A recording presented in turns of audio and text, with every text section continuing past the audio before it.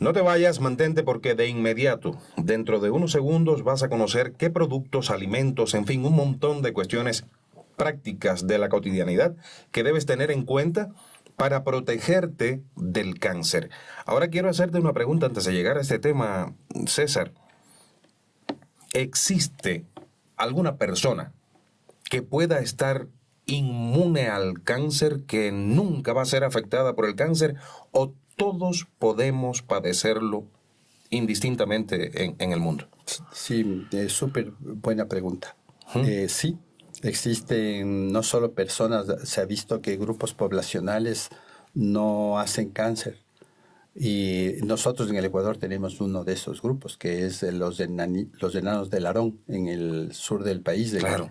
que ellos tienen un juego interesante entre la hormona de crecimiento y ciertos determinantes genéticos que les hace resistentes al cáncer. No se ha visto cáncer en estas poblaciones que tienen esta insensibilidad especial, específica a la hormona de crecimiento, que ahora ya no se llama ni siquiera el Aron, sino síndrome de Guevara-Rosenblum, ¿no? ¿Cambió de nombre? Sí, porque es una forma especial del enanismo del Aron, con unas características genéticas específicas, y entonces esto hace que le veamos diferente, y es una población que se le está estudiando porque resiste al cáncer. Entonces, cuando tú analizas incluso los datos epidemiológicos, por supuesto que hay poblaciones que los cánceres son muy bajos, y en eso se ha asociado el tema de lo que estamos hablando, de la relación de tus genes como individuo con el ambiente.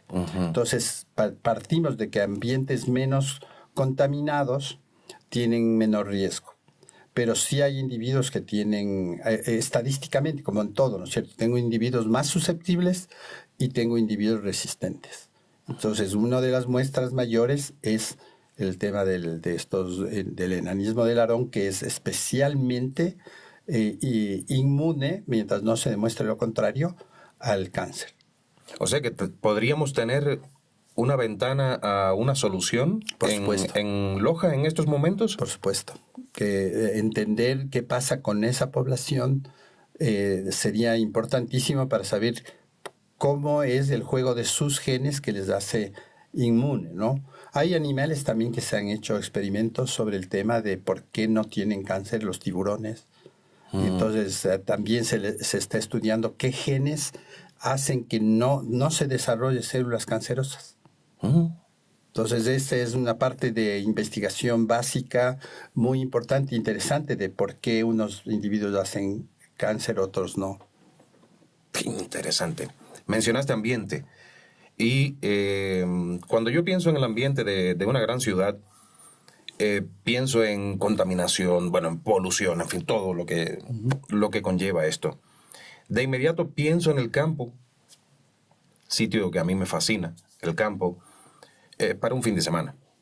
Y después regresarme a la ciudad. Los hombres citadinos somos así, ¿no? Sí, así es.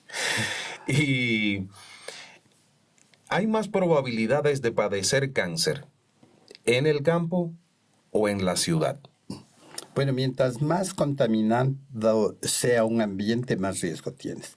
Se ha descrito más o menos unos 1000 productos químicos, o sea, todo lo que quieras, relacionados al desarrollo de cáncer. Más o menos el 50% han sido probados en el laboratorio, que tiene riesgo de cáncer, y estos productos se llaman genotóxicos, no tóxicos de genes, o carcinogénicos, es decir, que originan cáncer. Y el otro 50% se ha visto en vivo, o sea, personas que por análisis estadísticos están expuestos a estos agentes desarrollan cáncer. Entonces ahí tenemos un montón. O sea, yo había dicho que hay 3 al menos, ¿no es cierto? Físicos, como la radiación, los rayos X, los ultravioletas, las radiaciones electromagnéticas, como las de los microondas, los químicos, como digo, más de 1000 se ha reportado, y los biológicos, porque también hay cánceres relacionados a virus, sobre todo virus. Hay unas partículas, digamos, subvirales que se llaman priones, que son los que se han asociado al a la enfermedad de las vacas locas. Ujú. Y que también podrían tener que ver con el desarrollo de cáncer. Y aunque no se ha dicho específicamente parásitos que relacionados a cáncer, pues se llaman malformaciones congénitas, bacterias sí, por ejemplo el Helicobacter pylori. Y virus, el más famoso, el papilomavirus, que da cáncer de cuello uterino. ¿En Eso todos sí los hay casos? esa asociación.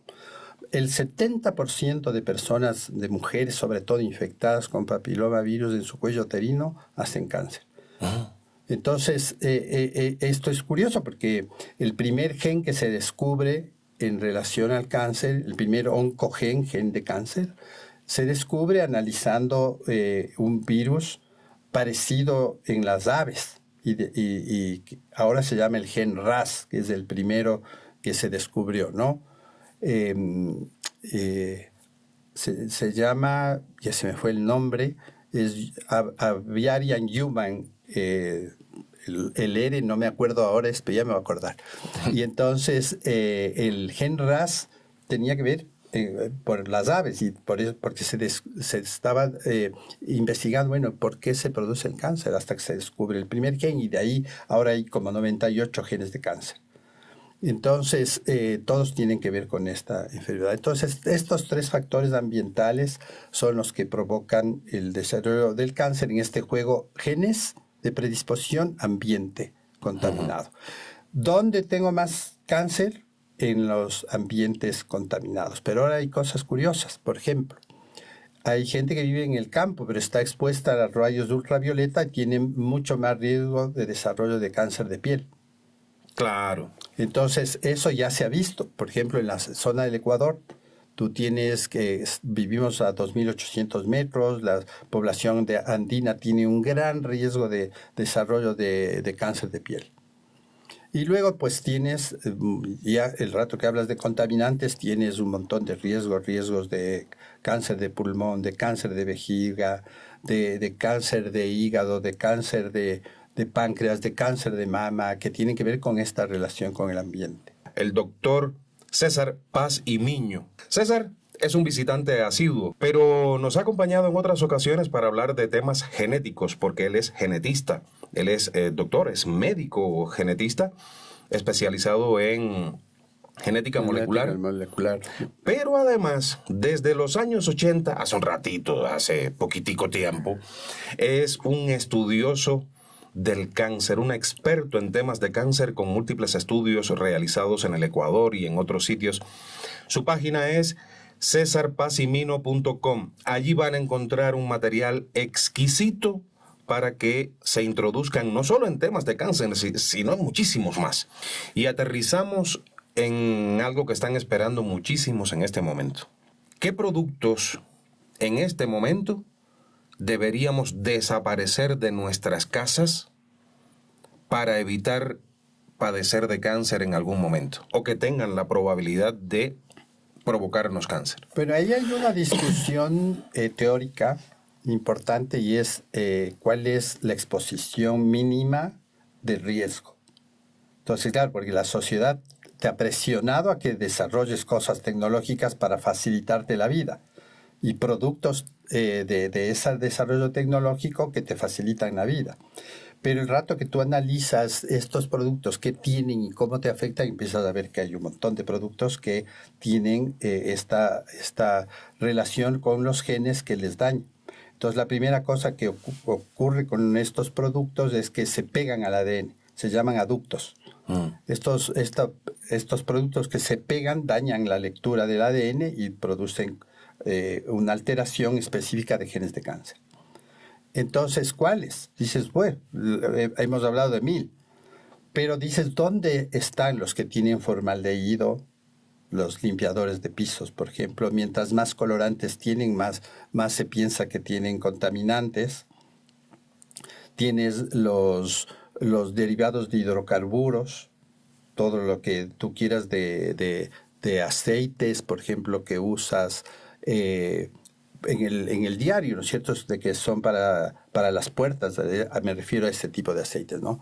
Los aceites quemados que usas para cocinar, igual. Claro, de ese tema de los alimentos vamos a hablar No, pero posteriormente. entonces tienes un montón de O sea, decías productos. los aceites lubricantes, los te referías. lubricantes, cualquier tipo de lubricante. Entonces, claro, estás usando todo el tiempo lo que usas, los químicos que usas en las vestimentas para hacer los lavados en seco, que son productos que en la degradación crean sustancias tóxicas. Los telas que están impregnadas de estos adornos, ¿no es cierto?, de estos sublimaciones, estampados que tienen químicos.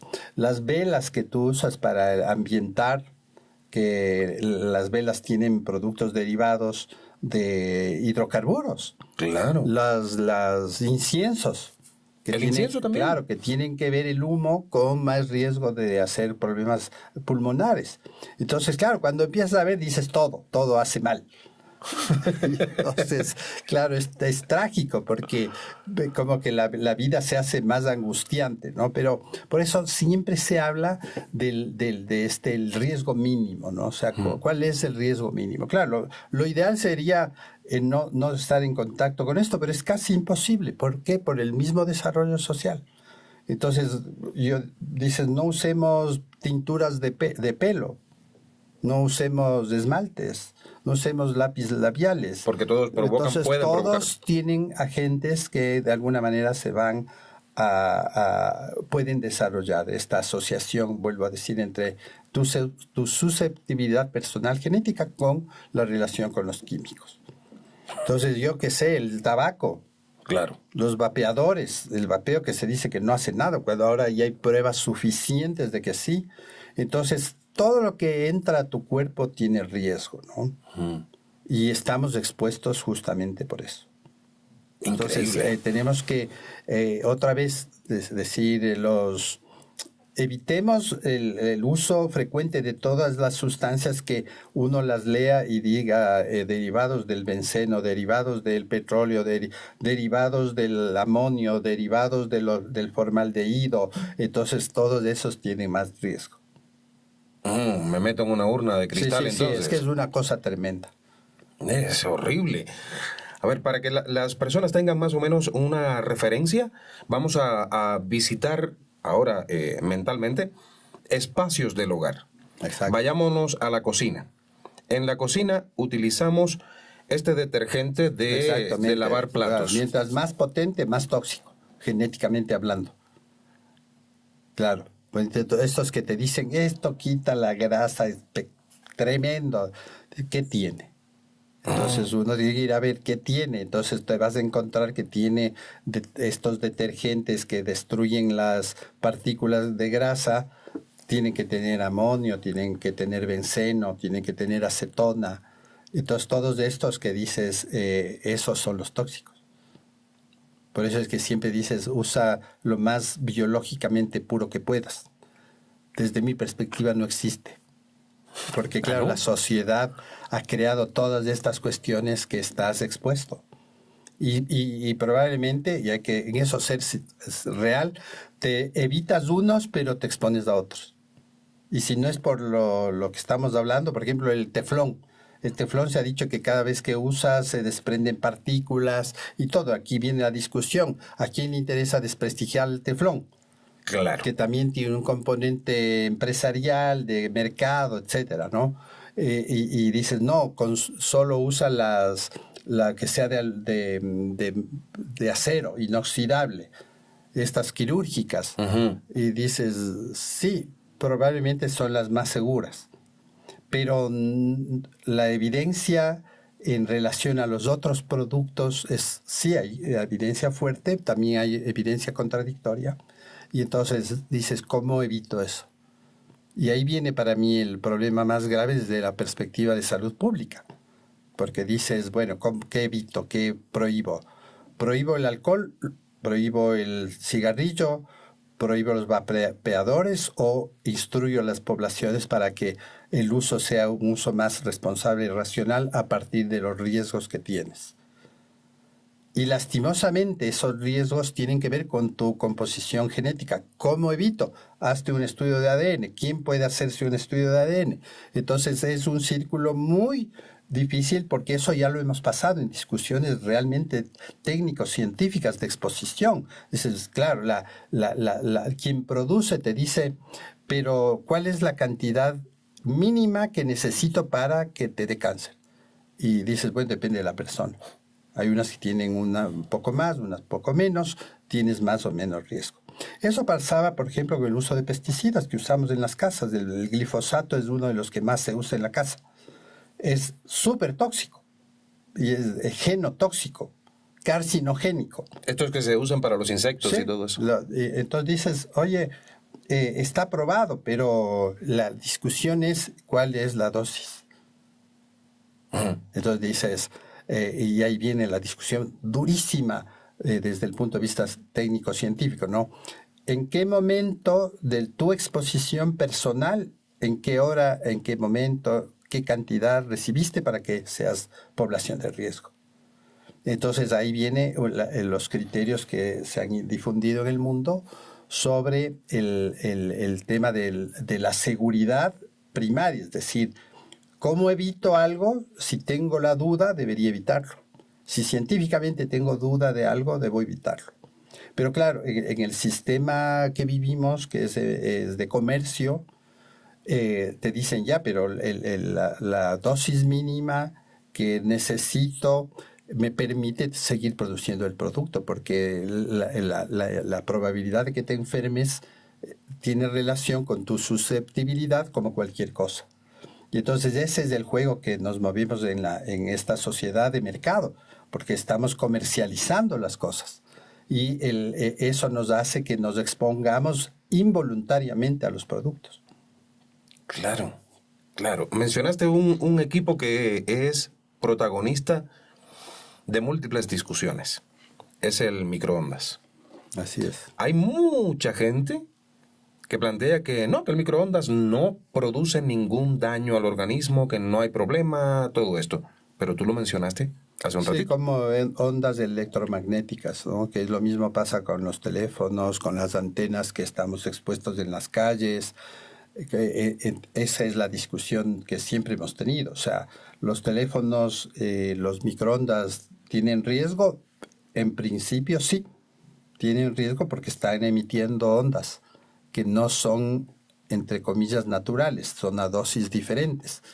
Y eso se hace, hay seguimientos de personas expuestas y dices, mira, si hay un porcentaje de personas que desarrollan enfermedad, cáncer, relacionada a la sobreexposición. Por ejemplo, hay un estudio de un tumor del nervio acústico, se llama neurinoma del acústico, que tiene que ver con el uso de celulares. Eso es lo que se habla. Dices, pero estás usando, ahí está la evidencia. Entonces, ¿en qué porcentaje? Claro, te calculas los porcentajes, dices, sí, el porcentaje es de 0,4%, o sea, 4 en 1000. Dices, sí, pero hay 4 en 1000. Entonces, esa es la discusión, ¿no? O sea, ¿es tolerante los 4 en 1000? Claro, es una discusión más bien ética, ¿no? Exactamente. Entonces, eso es lo que digamos, las autoridades de salud siempre lo contemplan. Y dicen, bueno, pero tenemos la tolerancia. Lo mismo que pasa con las vacunas, que de todas maneras algún rato alguien puede decir es que las vacunas también son mutagénicas, las de estas de ARN últimas para el COVID, y dices, no hay evidencia. Entonces, como todavía no hay evidencia, pues nosotros decimos que son seguras. Entonces, el uso seguro de los productos son los que hacen que se sigan produciendo. Porque dicen, no, es que es muy baja la probabilidad que haga daño, por tanto, sigamos usando. Pero igual así. Exacto. Una persona que se enferme es Claro, una pero persona. ahí viene una cosa que es complicadísima entender, que es el beneficio social. Pasa con las vacunas, que creo que es el mejor ejemplo de esto, ¿no? Dice, sí, 1 en 200,000 personas haces una meningitis y puede ser letal, pero hay 200,000 personas que se benefician. Entonces la sociedad pesa ese desequilibrio y dice, prefiero proteger a 200.000 y de pronto tú eres el individuo que va a hacer la reacción. Y sí, sabemos que puedes hacer la reacción. Es como o una cuando ruleta. te tomas una aspirina. Todos los fármacos en principio son problemáticos porque la definición de fármaco es un veneno que en dosis adecuadas cura. Veas, un veneno que en dosis adecuada cura. No a todos. Y entonces viene aquí la discusión de bueno, ¿y cuál es el uso? ¿Cómo evitamos el uso? ¿No evitamos? Entonces, claro, las sociedades se han protegido a través del desarrollo científico-tecnológico de los productos diciendo la probabilidad es baja. Y como es tan baja, pues sigue usando. Pero ahí viene la discusión ética personal también. Dices, ¿quiero usar o no quiero usar?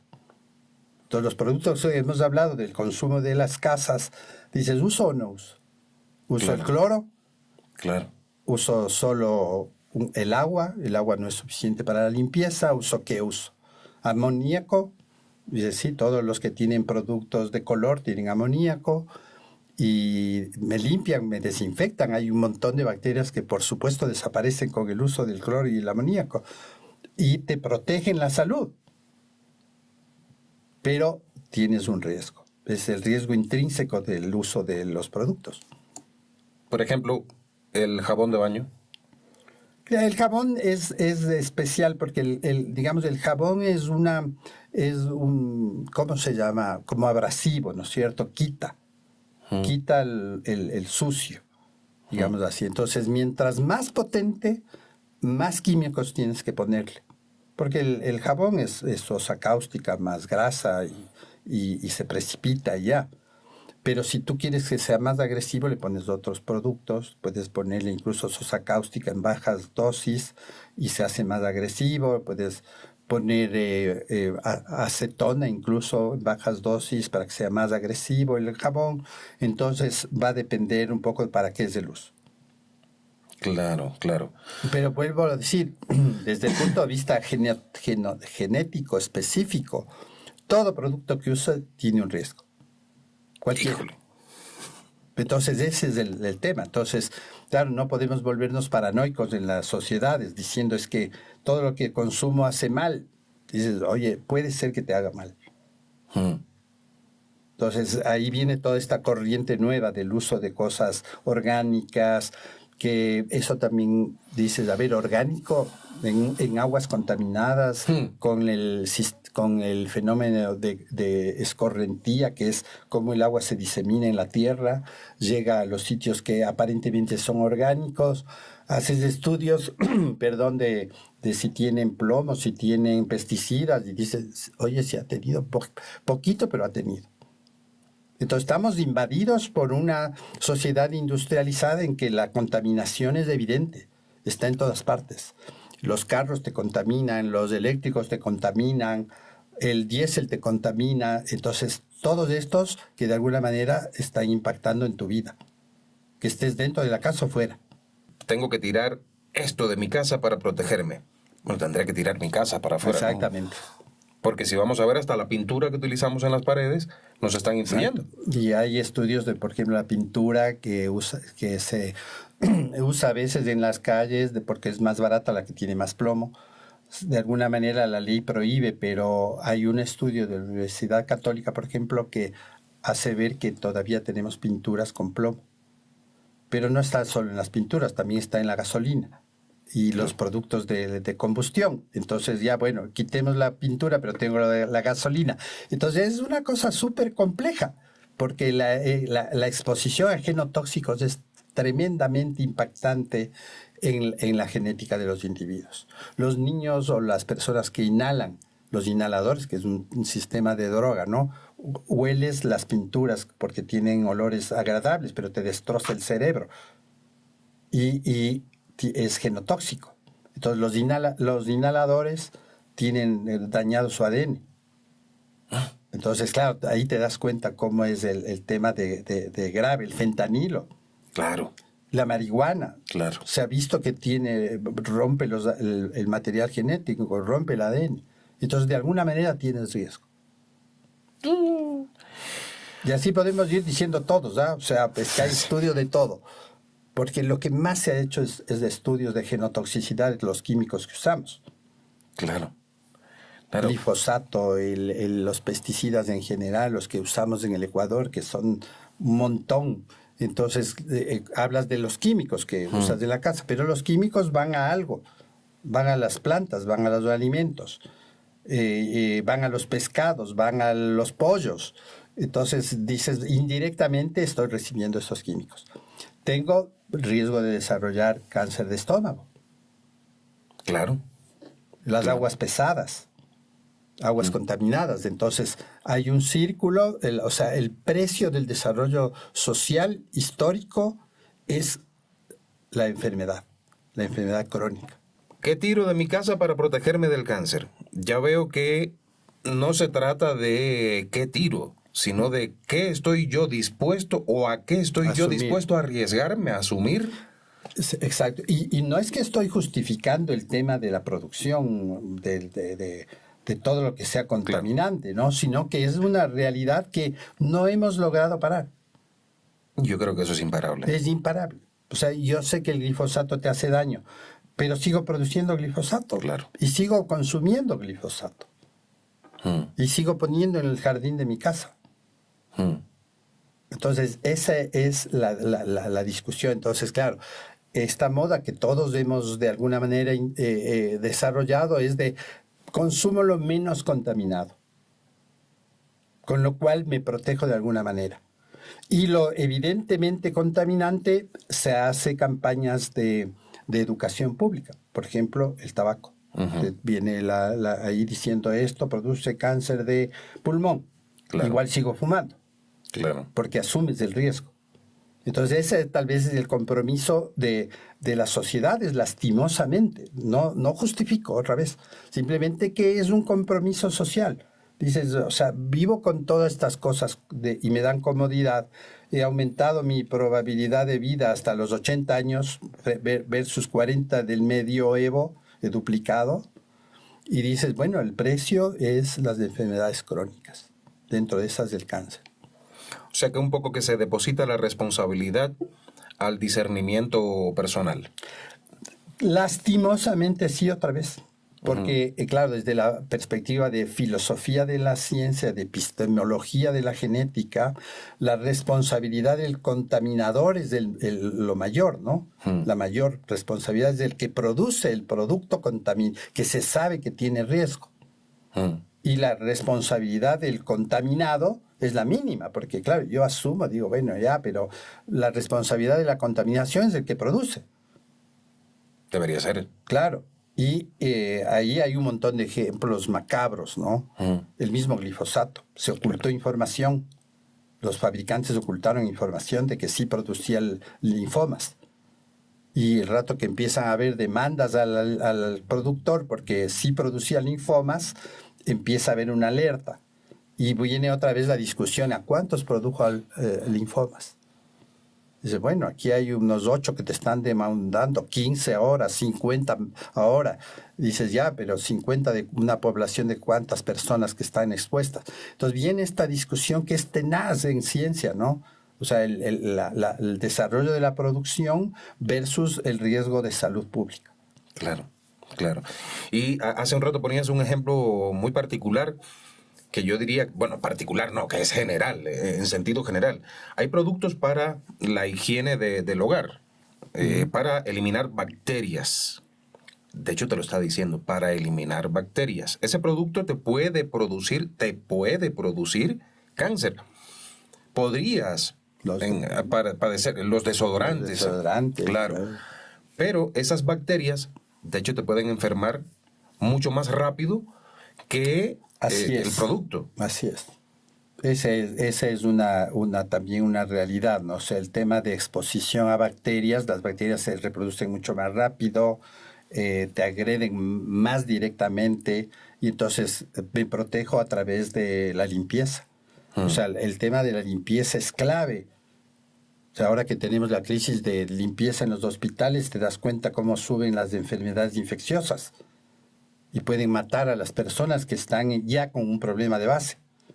Entonces tengo que cuidar la higiene, porque eso sí se conoce desde los finales de los 1800, con Pasteur y el anterior, se me fue bueno, se me va. Cómo empiezan a entender el papel de higiene en la práctica médica, pero ya entender con fundamento. Es decir, aquí hay unos bichitos que están matando. Por ejemplo, la fiebre puerperal, que se sabía que era por bacterias, no se sabía cómo se contaminaba, y empiezas a ver que se contamina por la mala práctica de los partos, en que se hacía con las manos, y se pasaba de una paciente a otra sin la higiene. Entonces, el rato que se descubre que la higiene era clave, te das cuenta que tienes que tener higiene porque tienes menos riesgo. Es complicado Sí, el asunto. Muy difícil. Yo me imagino, por ejemplo, estar en un acantilado, vengo corriendo de una manada de leones que me quiere comer, de la que no me voy a salvar si no escapo de ellas. Viene una manada de leones corriendo y de pronto llego a un acantilado, los leones se están acercando, de ellos no voy a tener salvación, y de ese acantilado miro abajo y hay un río. Allá abajo, en lo profundo, hay un río grande. Si me lanzo, a ver, si me quedo me van a comer los leones. Si me lanzo, cabe la posibilidad de que caiga en el agua de una manera en la que quizás me fracture un hueso, pero quedo vivo. Así es. Es más o menos por ahí la metáfora, ¿no? Exactamente. Entonces ese es el riesgo que asumes, incluso desde los sistemas de salud. Dices, ese es el riesgo que asumo. Asumo como sociedad, como Estado, como sistema de salud. Sé que alguien va a tener un problema, pero tengo el beneficio de la mayoría. ¿Qué alimentos de consumo diario tienen la evidencia más clara de aumentar riesgo? Y háblame de estos estudios y de todo esto. ¿Qué alimentos? Los alimentos tienen la misma cuestión que algo ya dije, del tema de contaminación. O sea, esto de los alimentos orgánicos hay que tomarlo con pinza bondadosa. Es decir, sí, son menos contaminados. Hay estudios que demuestran que tienen menor contaminación. La proporción es más o menos 10-1. O sea, los contaminados tienen 10, los no orgánicos tienen, pero menos, 1, pero tienen. Y entonces eso te hace ver que tienes el riesgo, ¿no? Entonces, ahí es que se ha encontrado en tomates, en aves, en carnes, y dices, este es un problema. Antibióticos que se les pone a las aves para que no se enfermen de tifoidea aviaria, ¿no? Entonces, todo esto hace ver que hay un problema del mantenimiento del alimento público, porque dices, claro, pero necesito 1 millón de pollos diarios. Y dices, sí, de esos alguno va a dañar a alguien. Y vuelves a asumir el riesgo. Y dices, pero es mejor tener eso. Entonces, claro, por sí mismos los alimentos pueden estar contaminados, pero hay estas modas, por ejemplo, de tomar vitamina E, tomar vitamina D. La D puede dar toxicidad renal, la E puede dar toxicidad también y producir más bien efectos contrarios de baja de inmunidad. Los antioxidantes en grandes dosis te dan el efecto rebote, al revés. Los antioxidantes empiezan a bloquear la acción de fármacos, la acción de las células. Entonces dices, sí, los antioxidantes no es que sean la panacea. Dices, usa los que naturalmente puedes conseguir. No hace falta que te sobreexpongas. La vitamina B que les das a las embarazadas, si es que das demasiado, también tiene el riesgo al mismo embrión. Entonces tienes que estar todo, en la mayoría de veces, tratar de que esté equilibrado el tema. Entonces, igual las papas fritas, por ejemplo, ¿no? Las papas fritas y todo lo que tenga almidón, tú tienes el riesgo de que cree una sustancia que se llama acrilamida. La acrilamida usamos en el laboratorio, hacemos gelatinas tóxicas. Y en las papas fritas, los almidones, cuando se los expone a más de 140 grados, el horno, dices, crea acrilamida, y la acrilamida es tóxica. Igual Entonces, cuando se fríe, ¿no? Exacto, entonces dices, ojo, o sea, estamos en una encrucijada genotóxica. ¿Sí? ¿Uso o no uso?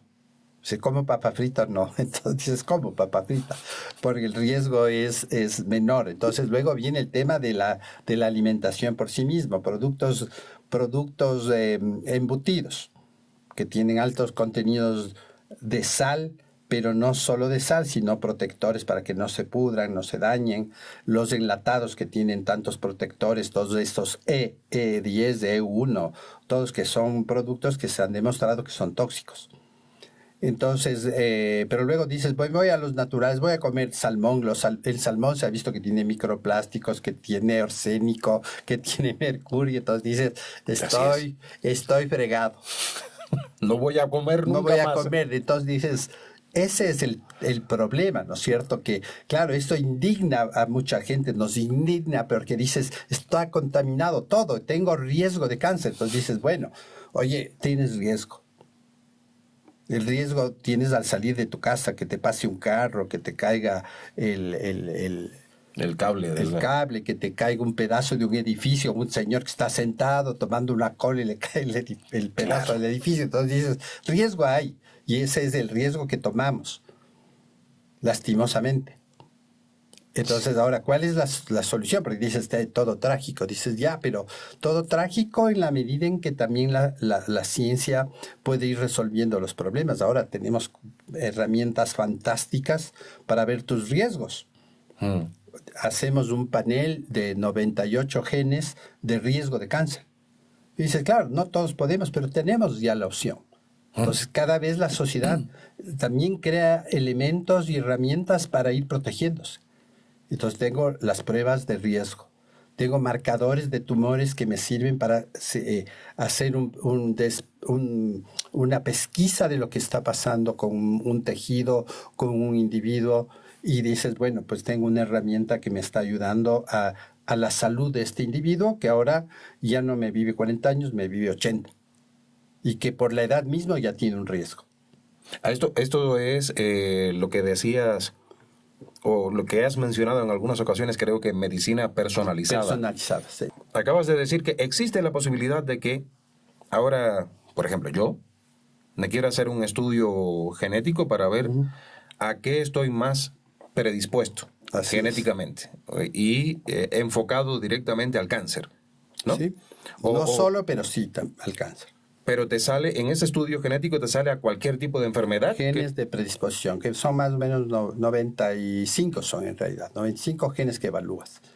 Ahora, y te dice, este gen usted tiene mutado, tiene relación con esto. Vamos a hablar uno específico, el gen BRCA1, BRCA2, que fue famoso por Angelina Jolie, que se llamó el gen del cáncer de mama. Entonces, si tengo mutado este gen, tengo 80%, 89%, 90% de riesgo de hacer cáncer. Entonces, Angelina Jolie, ¿por qué se hizo famosa? Porque tenía su mutación del 82% de riesgo y dijo, me saco las glándulas mamarias. Claro. Entonces, digamos, hay una solución drástica, tremenda, agresiva, pero dices, bueno, la tengo, ¿no? Claro. Claro. El cáncer de mama me involucraba quimioterapias complejas, ahora son mucho más modernas, pero igual siguen trayendo problemas porque son sustancias que te están causando un daño general, no solo específico. Este estudio genético, este examen del que hablas, es costoso. Sí. ¿Qué tan costoso? Está más o menos en $700. $700 aquí en Ecuador. Exactamente, sí, aquí. ¿No tenemos otro referente de otros sitios? Bueno, no, más o menos eso es lo que cuesta. Incluso hay otros 1.300, o sea, está por ahí. Entonces sí, claro, dices, ¿quién puede acceder? Claro. Claro, entonces por eso es la pelea igual de que este tipo de acciones de salud pública deben ser gratuitas. Claro, debería, es la salud de la gente. Claro, y entonces los estados tienen el compromiso, la obligación de cuidar la salud de su población. Entonces, si yo solo tengo sistemas privados estoy causando un daño a la gente que no tiene los $700. En un país de $470 de sueldo básico, excluidos todos los que tengan el sueldo básico. Entonces dices, por eso es la pelea de tienes que tener sistemas de salud gratuitos, accesibles, justos, confiables, eficientes. ¿Se justifica que tenga ese precio un examen de ese tipo? A ver, lo que se invierte para los eso. productores dicen que sí, ¿no? Los que hacen las preparaciones, los kits, calculan a partir de sus gastos de inversión, de investigación, etcétera. Y entonces ellos dicen que sí. Entonces yo siempre pienso que, bueno, muy bien, está perfecto, pero tienes que tener la opción de que tu Estado, tu sociedad te proteja. Entonces los estados deben tener todos los recursos para poder protegerte. Considerarlo como inversión social. Exactamente. Entonces tienes que cobrar los impuestos a la renta a todos, las deudas con el seguro social, etcétera, que hagan que tú tengas la opción de tener el derecho de atenderte de la mejor manera posible y tener opción de hacer medicina personalizada. Entonces ahí viene la discusión ética de salud, ¿no? Si le disminuyo 1.300 millones al sector salud en el Estado, dices, ¿qué tipo de atención tengo? Si no tengo los últimos fármacos para curar el cáncer y estoy solo usando los anteriores de generaciones pasadas, estoy produciendo un problema de salud a la sociedad, a mi población como Estado. Claro. Entonces, esa es una discusión filosófica importantísima desde la perspectiva de salud, de humanismo, de equidad. O sea, tengo que tener, sobre todo en cáncer, que es una enfermedad que ya hemos dicho es la primera de mortalidad, tengo que tener una política pública en relación a eso. Claro, es que es un derecho humano. Exactamente. Es un derecho humano. Los derechos humanos no deberían cobrarse. Así es. Ya nos salimos del cáncer, del tema, sí. Pero es del cáncer. Claro, todo está vinculado a ello también. No. A mí me gusta mucho conversar contigo porque justamente te vas a aquello, ¿no? A los problemas de base, a lo que está de fondo, allí, aquello que está impidiendo que haya una solución. Pero ahora, bueno, vamos a volver ya a lo más directo.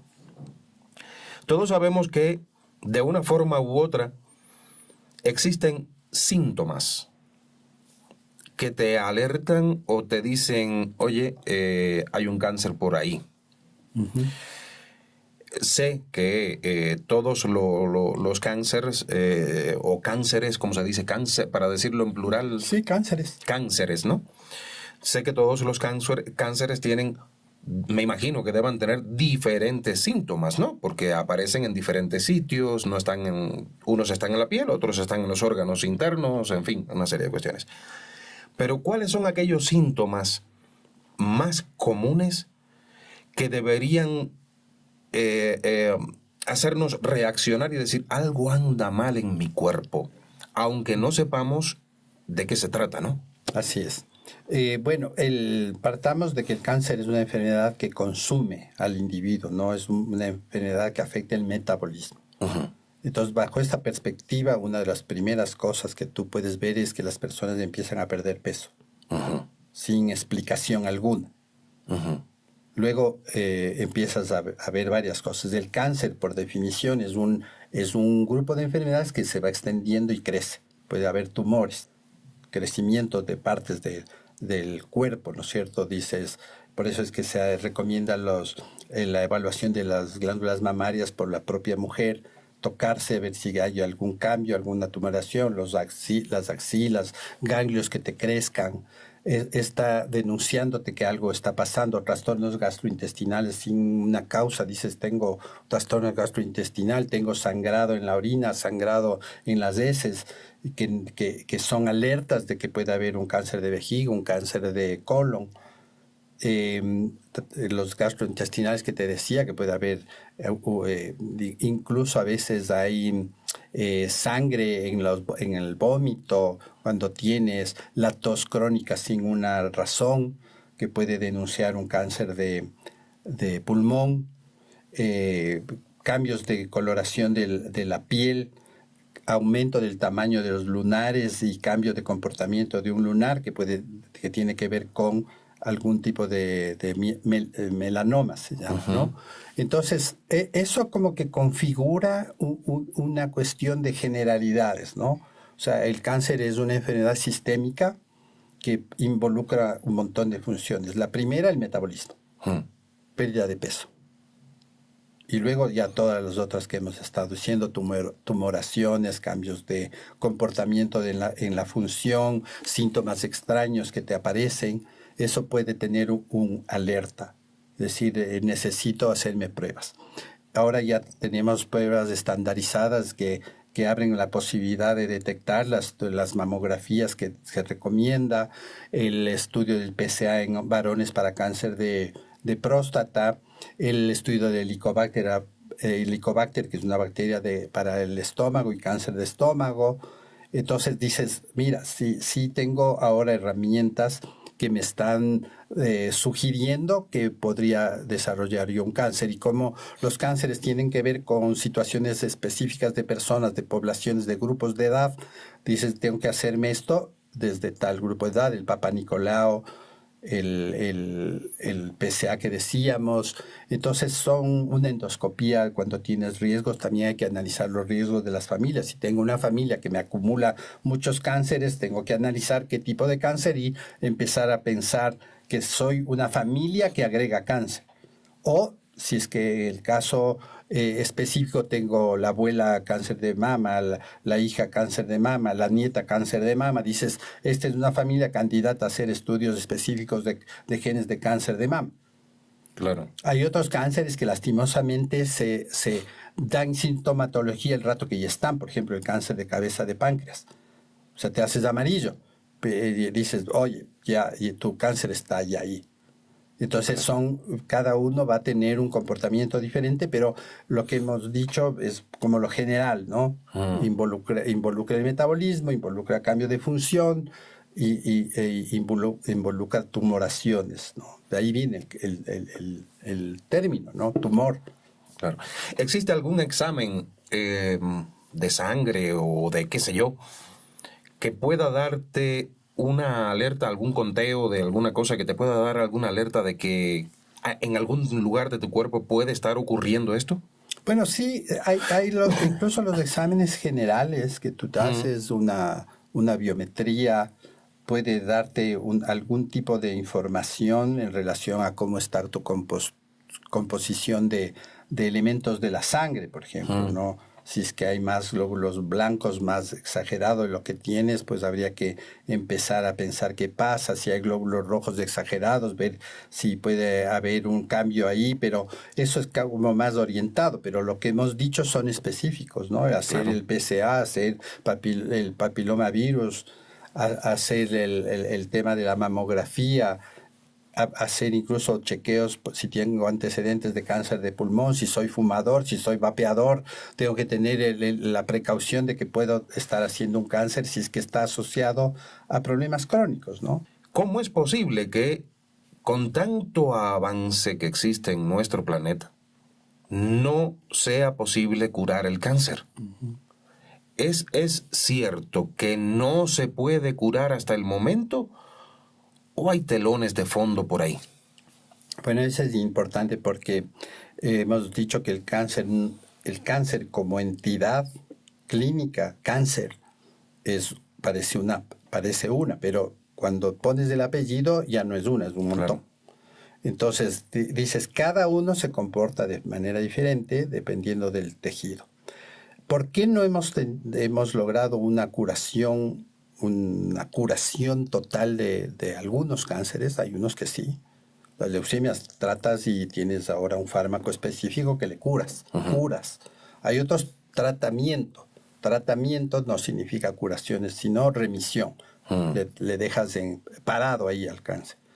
Te puedes dejar parado años. Entonces, claro, como no solo interviene 1, 2, 3 genes, sino muchos genes en el desarrollo de un cáncer. Por ejemplo, en el cáncer de mama, si bien tienes unos 2 genes que son los que disparan todo, pero tienes 47 genes que están conjugados en las diferentes variantes del cáncer. En próstata pasa lo mismo.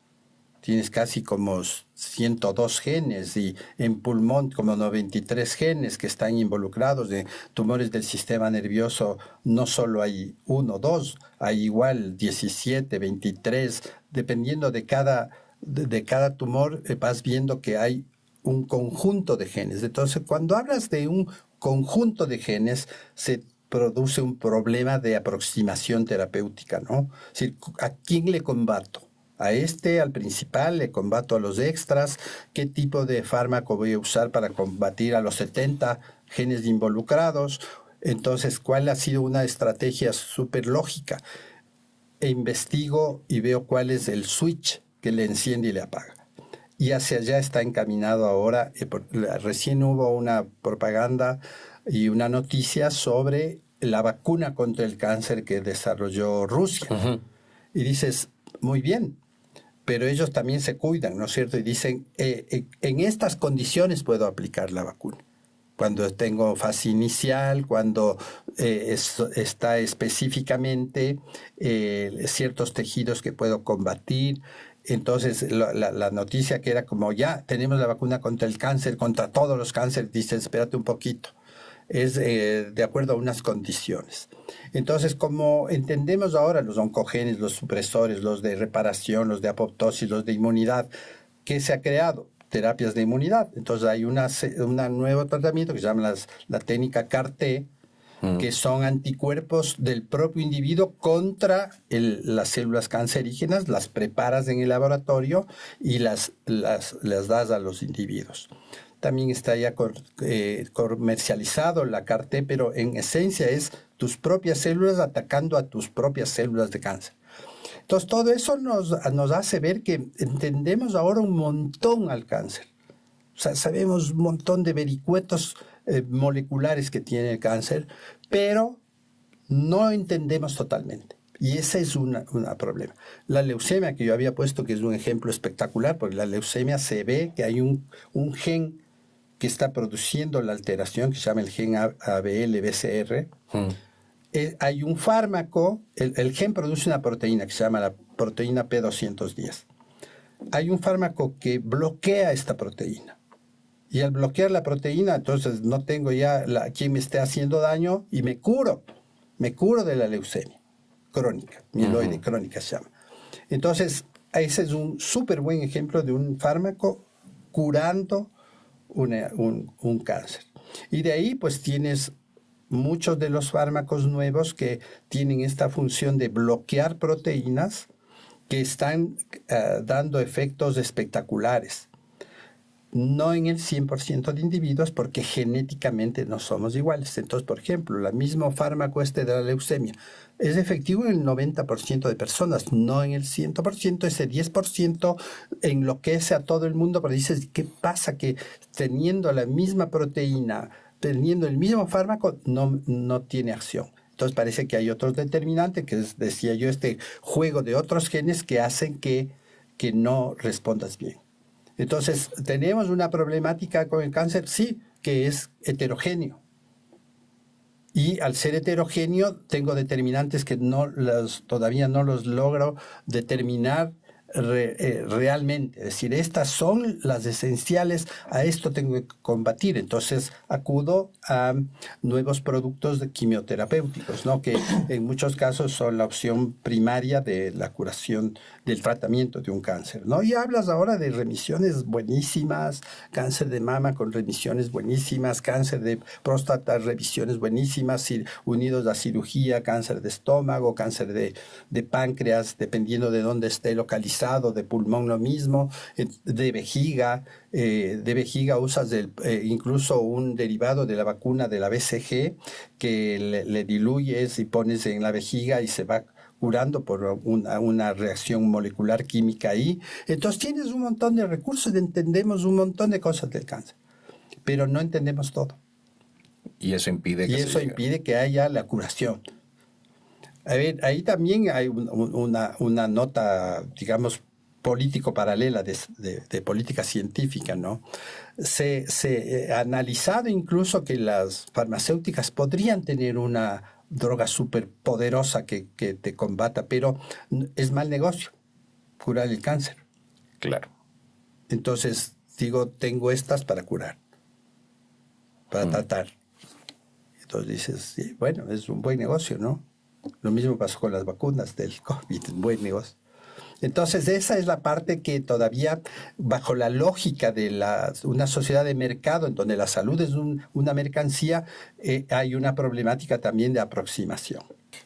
Destapaste un avispero con eso. Sí. Con eso poquitico que dijiste hace un ratito, destapaste un avispero que es interesantísimo, en el que, del que existen montones de teorías que, a ver, son hipótesis, pero hipótesis que te dejan pensando, te dejan analizando. Yo puedo tener ahora, a ver, un ejemplo que pongo, ¿no? Yo hago croquetas para la venta a la población, pero descubrí que la croqueta, una receta para que la croqueta sea mucho mejor, esa receta yo no se la voy a dar a todo el mundo para que todo el mundo venga a mí. Así es. Entonces, en fin, es una metáfora un poco lejana, pero ilustra. Bueno, el caso de la talidomida es real, ¿no? Se ocultaron información y la talidomida dada a las embarazadas producía malformaciones en los embriones y en los fetos. Nacían niños sin piernas, sin brazos y tenían oculta la información. ¿Por qué? Porque la talidomida era buenaza para calmar los síntomas de las embarazadas. Claro. Entonces, esa es una cuestión ética, ¿no? De ética pública, de la responsabilidad ética del producto y de la empresa que produce. Y en el cáncer es igualito, ¿ah? Pasa lo mismo. Claro. Los costos de tratamiento de cáncer son tan altos que limitan también a las personas a acceder a los más modernos. La técnica de CAR-T, que incluso en el Ecuador, yo no estoy seguro si tenemos ya, no creo. Y entonces, claro, tienes terapias biológicas, inmunológicas y la típica quimioterapia. Entonces, que es agresivísima. Claro. Y entonces, bueno, pero dice, eso es de los recursos que tenemos por ahora. También la probabilidad de sobrevida son altas. Si no me trato 3 meses, si me trato 1 año y medio más. Entonces dices, esas son las medidas que podemos tener para eficiencia de un tratamiento. ¿Qué consejos prácticos debemos tener todos los ciudadanos hoy para evitar de alguna manera padecer cáncer? Bueno, lo que hemos venido hablando de esta relación de genes-ambiente, la primera cosa sería evita contaminarte lo que más puedas, ¿no? Usa productos los más benignos que puedas. Aléjate de meterte en el cuerpo cosas que sabes que te van a hacer daño. Tabaco, vapeos, drogas, etcétera, que te van a... El alcohol incluido. O sea, todos estos, dices, evítalos, porque eso te va a disminuir tus riesgos. Ten una dieta equilibrada. Evita lo que sea demasiado procesado.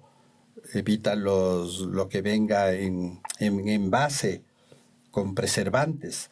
Entonces eso como que te va a dar, haz ejercicio moderado al menos, camina 30 minutos diarios, mantén una vida saludable desde esa perspectiva que te va a evitar la contaminación y el daño del material genético. Entonces creo que ese es como lo más fácil, lo más próximo tuyo. Claro, al diario. Y luego viene tu responsabilidad ya de pruebas específicas. Si tengo 50 años, me hago un PSA porque tengo riesgo de cáncer de próstata, ¿no? Y si soy mujer, tengo que hacerme las palpaciones de las glándulas mamarias, tengo que hacerme Papa Nicolau, tengo que hacerme Helicobacter pylori en las personas, porque somos población de riesgo. El Ecuador, el cáncer de gástrico es tan alto que tengo que hacerme el Helicobacter, porque soy población de riesgo. Claro.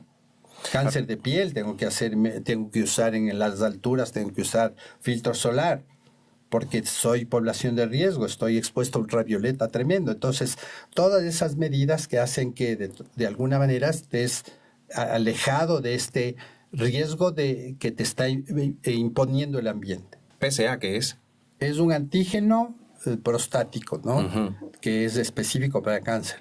Entonces también sube cuando hay inflamación, una prostatitis, que es común, digamos así, ha pasado los 50 años, pero cuando estas cifras se disparan es una alerta. Entonces, si tú tienes el PSA alto, dices, mira, pon atención, has de ver de un médico, evalúa tu función de la próstata, cómo está la orina, si es que retengo, si no retengo, hazte un ecosonograma de la próstata para ver cómo está, qué tamaño tiene y uniendo toda esta información decidir qué haces. Hombres, hacerse el tacto rectal cuando llegan a los 50. Sí. Incluso si quieren hacérselo antes, que se lo hagan antes, pero... Sí, pero los 50 es la edad como que se ve que hay. Ahora cada vez cáncer de próstata aparece incluso antes, entonces eso hay que... El PSA deberías hacerte a partir de los 40, al menos del PSA. ¿Cómo tú, desde la ciencia, como médico, te dirigirías a los gobiernos para que tengamos menores efectos negativos del cáncer en la sociedad? Bueno, a los gobiernos en general, voy a decirlo, al particular, al del Ecuador, ellos ya saben, pero no lo hacen. Entonces, o lo hacen a medias. Entonces, desde el punto de vista de política pública, primero tienes que dar recursos a salud, los necesarios, suficientes para que tengas salud justa, equitativa, eficiente, de altísimo nivel. Tienes que tener personal capacitado, entonces tienes que tener médicos especialistas en oncología, en oncohematología, en oncogenética, etcétera, que estén cubriendo esta enfermedad que es la primera causa de morbimortalidad, como cáncer. Después me han de pegar que no es cierto, pero sí es cierto cuando pones cáncer. Entonces tienes que tener personal preparado, tienes que tener infraestructura, laboratorios, sistemas de diagnóstico, de imagen, etcétera, que te permita diagnosticar. Tienes que tener campañas de desanimar a las personas a que hagan cosas que les viene mal. Concientización. Por ejemplo, concientizar el tabaco, el vapeo, los ultravioletas, el uso de químicos que atenten contra tu salud y contra el ADN en definitiva, ¿no? Tienes que tener campañas de promoción de exámenes, Papa Nicolau, Helicobacter, PSA, mamografías, una radiografía de pulmón en poblaciones de expuestas, incluso, por ejemplo, gente que trabaja en minas, y todo eso tiene mucho más riesgo de estas enfermedades. Entonces tienes que, al menos con estas 4 cosas, plata, personal, infraestructura y el tema de campañas, podrías estar protegiendo a un montón de personas. Entonces yo creo que eso sí saben los gobiernos, pero siempre asociamos que estos sistemas de salud bajo esta perspectiva de una salud equitativa, justa, gratuita, no son inversión, son gasto. Entonces, si tú a la salud le ves como un gasto, estamos perdidos. Porque las personas son lo que importa en las sociedades para que las sociedades funcionen. Si yo tengo una sociedad enferma, no me funciona. Ni siquiera les funciona para ellos, claro, para los que se beneficien. Claro. Entonces tenemos que a la población protegerla por derecho y porque también es una necesidad de funcionamiento de la propia sociedad.